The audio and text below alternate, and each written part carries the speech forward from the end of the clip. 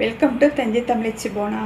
இன்றைக்கி நான் என்ன செய்ய போகிறேன்னா பணியாரத்துக்கு வேண்டிய அத்தனை பொருளும் எடுத்து ஊற வச்சுருக்கேன். ஒரு 3 மணி நேரம் எல்லாமே எடுத்து ஊற வச்சுருக்கிறேன். பச்சரிசியும் புழுங்கரிசியும் அரை கிலோ, ரெண்டும் சேர்த்து அளவு வந்து அரை கிலோ எடுத்திருக்கேன். கிழங்கு வந்து மரவள்ளி கிழங்கு, இதை பச்சையாக தோலை சீவிட்டு இதை கேரட் சீவுறதால சீவி வச்சுருக்கிறேன். உளுந்து வந்து ஒரு 50, பைத்தம்பருப்பு 50, 2 டீஸ்பூன் வெந்தயம், இது எல்லாத்தையும் 3 மணி நேரம் ஊற வச்சுருக்கிறேன். இப்போ வந்து கிரைண்டரில் போட்டு அரைக்க போகிறேன். இதில் வந்து 2ஆக பிரிச்சுக்க போகிறேன். ஒன்று காரமும் ஒன்று இனிப்பும். மாவு அரைச்சி வச்சு ஒரு 6 மணி நேரம் புளிச்சதுக்கப்புறம் தான் அதை நம்ம செய்யணும். நான் இப்போ அரைச்சிட்டு அதுக்கப்புறம் பணியாரத்தை காமிக்கிறேன். மாவு இப்போ நம்ம வந்து பணியாரத்துக்கு மாவு அரைச்சி ஒரு 6 மணி நேரம் நல்லா புளிச்சு வந்துருச்சுது. இது வந்து வெள்ளத்தை வந்து பாவு காய்ச்சி வடிகட்டிக்கணும், மண் இல்லாமல். கொஞ்சம் ரொம்ப தண்ணியெல்லாம் பாவு காய்ச்சக்கூடாது, கொஞ்சம் திக்காக தான் காய்ச்சிக்கணும். நம்ம இட்லி மாவோட கொஞ்சம் வந்து கெட்டியாக இருக்கணும். அப்போ தான் பாவு ஊற்றுனா இந்த பதத்துக்கு வரும். இதுதான் பதம். உப்பும் நிறைய போட்டுறக்கூடாது, சும்மா கம்மியாக தான் போடணும். இதுக்கு வந்து பாவெல்லாம் காய்ச்சி ரெடி ஆகிடுச்சு.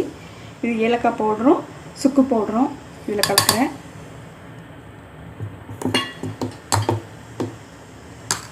இது வந்து காரத்துக்கு மாவு எடுத்து வச்சுருக்கேன். இதுலேயே கொஞ்சம் இது வந்து இப்போ தாளித்து ஊற்றிக்கணும்.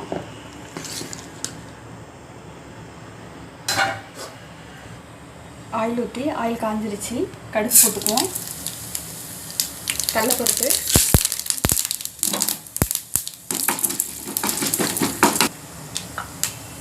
இதில் வெங்காயத்தை கட் பண்ணி வச்சுருக்கேன். வெங்காயமும் கொஞ்சமாக இஞ்சி,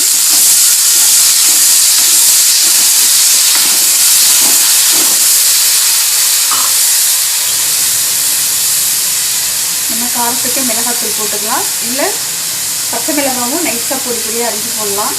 நான் மிளகாத்தூள் போடுறேன்.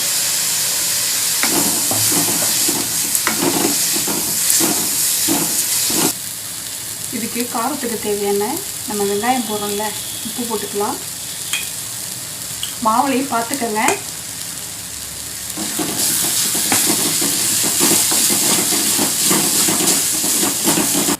இதில் கொத்தமல்லி தழை போட்டிருக்கேன்.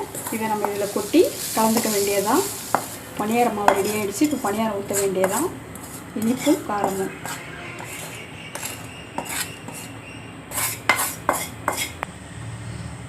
பணியார சட்டி காஞ்சிருச்சு. நம்ம கொஞ்சமாக எண்ணெயை ஊற்றி மாவு ஊற்றிக்கலாம்.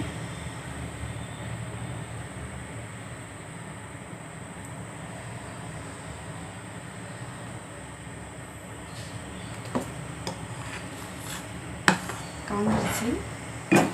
நம்ம எண்ணெய் ரொம்ப ஊற்ற வேணாம், இந்த அளவுக்கு ஊற்றினாலே போதும். நான்ஸ்டிக்குங்கிறதுனால அழகாக வரும்.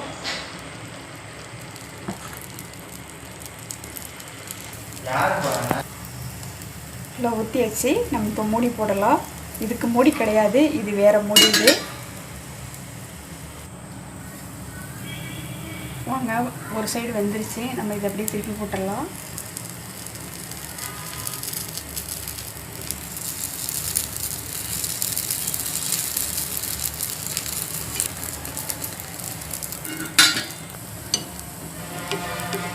நல்லா வெந்துருச்சு.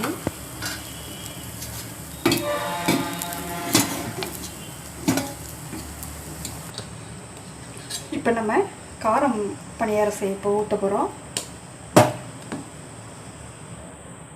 ரொம்ப பாதி அளவுலாம் நீங்கள் வந்து எண்ணெய் ஊற்றணுன்னே தேவை கிடையாது. ஏன்னா ஆயில் பிடிக்காதவங்களாம் இருக்கிறாங்க. இதை நல்லா தாராளமாக நம்ம சாப்பிட்லாம்.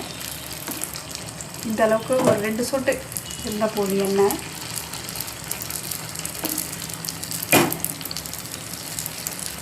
ஃபுல்லாக ஊற்றியாச்சு. வேகட்டும்.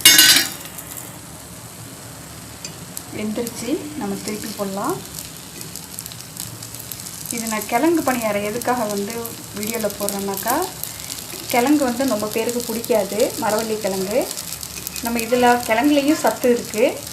இந்த மாதிரி பணியாரம் நம்ம செஞ்சாக்கா எல்லாருக்கும் அந்த கிழங்கோட சத்தும் போகும்.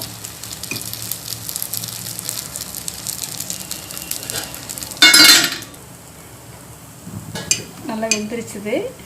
இதுக்கு ஸ்டிக்கும் கொடுப்பாங்க. நம்ம இந்த ஸ்டிக்கில் கூட திருப்பி போடலாம்.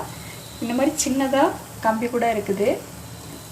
இதால் நம்ம புதுசாக வந்து பணியாரம் செய்கிறவங்களுக்குலாம் வந்து தெரியாதுல்ல, வெந்துருச்சா என்னான்னு தெரியலையே அப்படின்ட்டு.